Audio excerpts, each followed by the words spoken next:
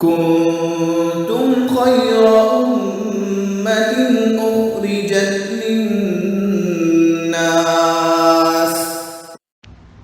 بسم اللہ الرحمن الرحیم نحمدہ ونصلی علی رسولہ الکریم۔ میں نے 2 قصے آپ لوگوں کو بیان کیے۔ ایک تو پاکستان میں الحمدللہ جہاں مجھے جاب ملی تھی وہ U S based multi national company تھی، اور سعودی عرب میں جو میری جاب تھی وہ یو کے بیسڈ ملٹی نیشنل کمپنی تھی۔ تو اللہ پاک نے محض اسی کا فضل اور احسان رہا مجھ پر ہمیشہ۔ تو میرا ایک سفر ہوا دبئی۔ تو عام طور پر جب بھی میرا سفر ہوتا ہے نا، آپ لوگ اس بات کو غور سے سنیں، چونکہ ہر آدمی سفر کرتا ہے، بزنس ٹرپ ہوتی ہے، ایسے ہی انجوائمنٹ ٹرپ ہوتی ہے، سفر تو ہر آدمی کرتا ہے۔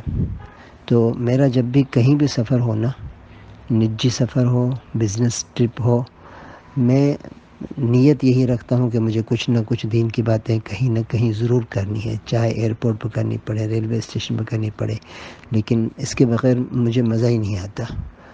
تو دبئی کا میرا سفر تھا، تو میں نے اس طرح سے اکوموڈیٹ کیا کہ میں ویکینڈس لے لیے اس میں، اور دبئی میں اپنے دوستوں کو فون کر کے بتا دیا کہ جمعرات کو میں ظہر کے بعد فارغ ہو جاؤں گا، مجھے ہوٹل سے پک کر لیں، اور پھر میں 2 دن آپ لوگوں کے ساتھ رہوں گا، جمعرات، جمعہ اور ہفتے کی شام کی فلائٹ ہوگی میری، تو اس وقت تک میں استعمال ہو جاؤں، جہاں بھی آپ لوگ مجھے استعمال کریں۔ اس قسم کی سیٹنگ میں نے بنا لی۔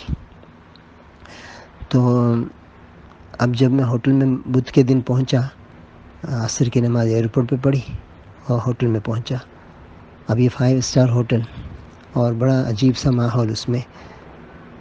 اب مغرب کے وقت سے تھوڑی دیر پہلے میں کاؤنٹر پہ آیا اور ان لوگوں سے کہا کہ یہاں سے مسجد کتنی دور ہے؟ تو کہا ٹیکسی سے آپ کو جانا ہوگا، مسجد میں ہی اگر جانا ہے تو، اور 10 منٹ یا 15 منٹ ٹیکسی سے لگیں گے۔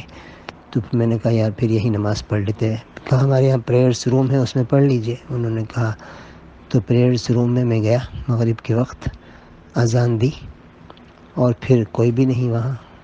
بہت خوبصورت سا پریئرس روم ہے، لیکن کوئی نمازی نہیں۔ یہ ساری دکھ کی داستانیں ہیں۔ کراچی میں جہاں جاب کی وہاں کوئی نمازی نہیں، جدہ میں جاب ملی وہاں کوئی نمازی نہیں۔ میں یہ رونے کی بات نہیں، کیا ہم لوگ کہاں پہنچ گئے ہیں؟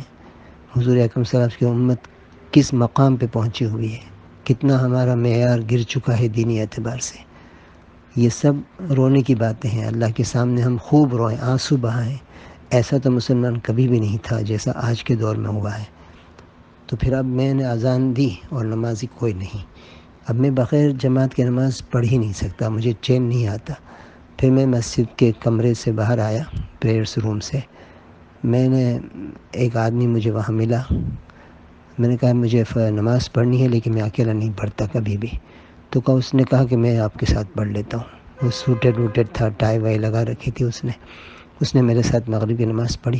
پھر بعد میں جب تعارف ہوا تو وہ مارکیٹنگ ڈائریکٹر تھا وہاں کا۔ تو انشاءاللہ باقی باتیں میں آئندہ کروں گا۔